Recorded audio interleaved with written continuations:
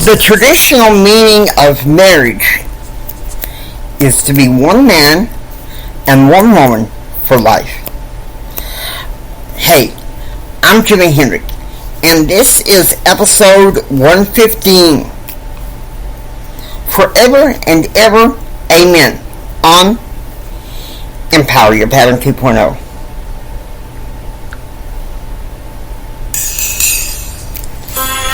Did you know that there are success patterns to help you receive more? To help you enjoy and live a better and extraordinary life right now?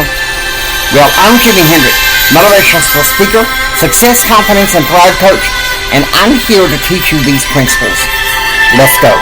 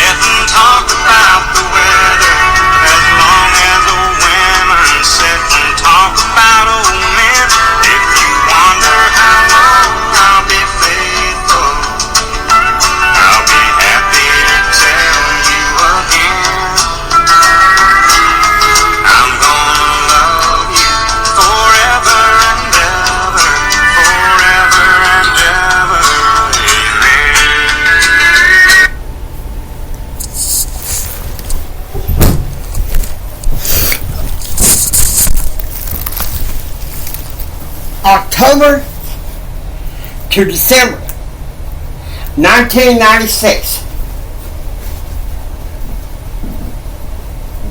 I'm ready to announce to the whole world, to the rooftops,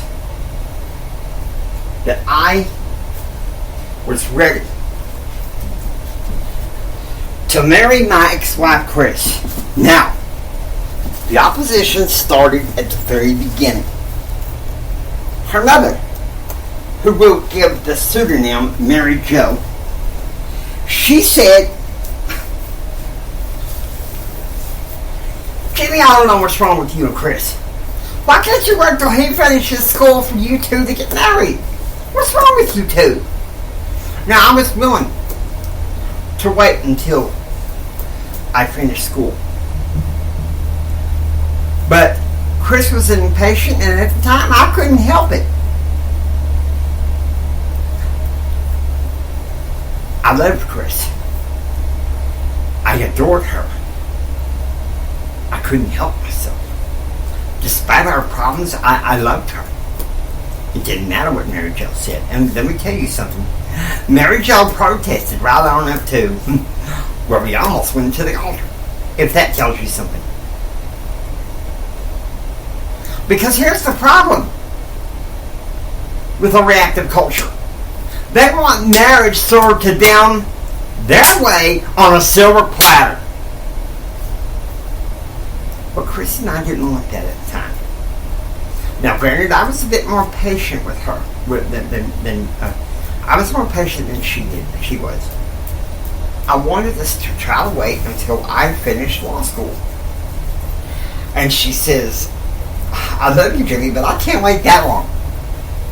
So, what happened is this.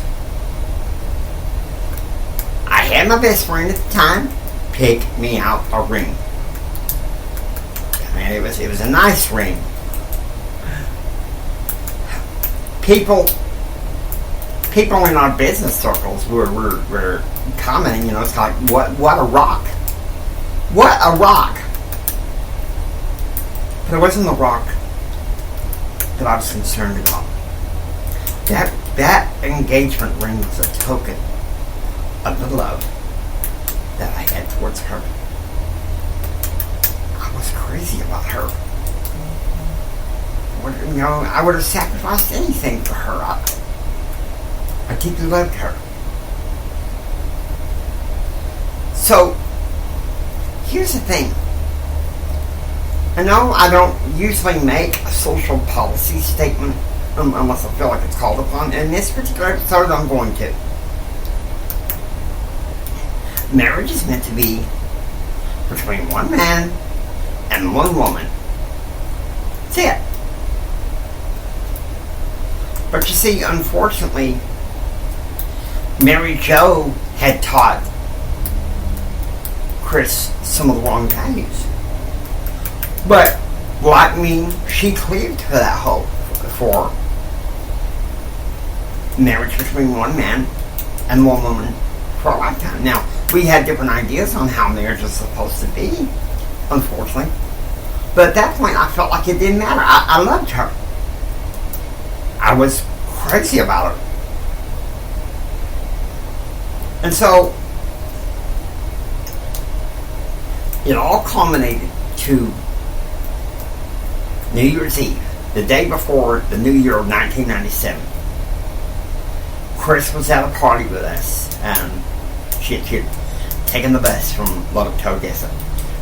And it was at my friend Jim Bob's house. It was me, her, Brad, and Jim Bob. And I remember she said, "This is the most men I've ever been safe with in a long time."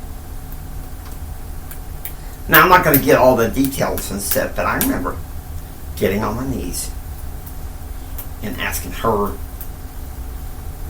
to marry me. And I remember to this day, she leaned on me, hugged me, and she said, "Jimmy, you really mean this?" I said, "I do. I swear I do." Now, I won't talk to you about what followed until later.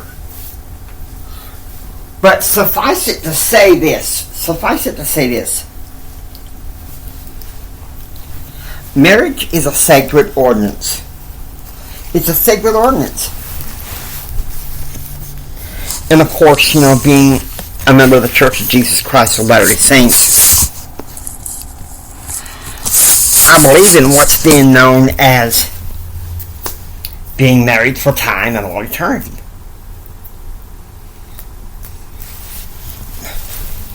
But back then, I was an old Baptist boy. Kris kind of saw herself as like this cosmopolitan country Baptist girl.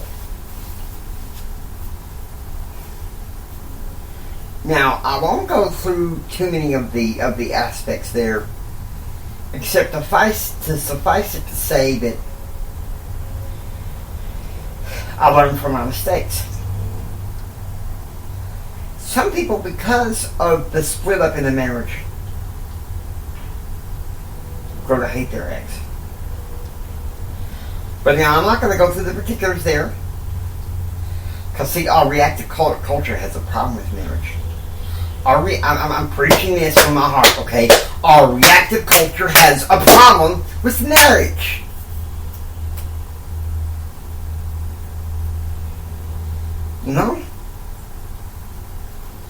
These kids nowadays, some of these kids nowadays, they get on, it's the ones that are working age. They get on from work, and they turn on their reality TV, stream live through Netflix or whatever. And most of it, in fact, I'd say about 95% of it is like, who's sleeping with who? And who's betraying who? Okay? And you know that I talked in my episode, about 4 episodes back, about the concept of abstinence of malice. And so that was something that at that point Kris and I were trying to practice.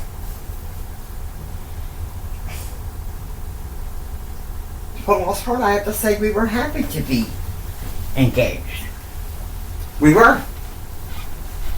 It was an important thing for me to discuss, the importance of marriage. Now, I hope you enjoy listening to Empower Your Pattern. If you like what you hear, please subscribe. And now I will finish with a little bit of Randy Travis.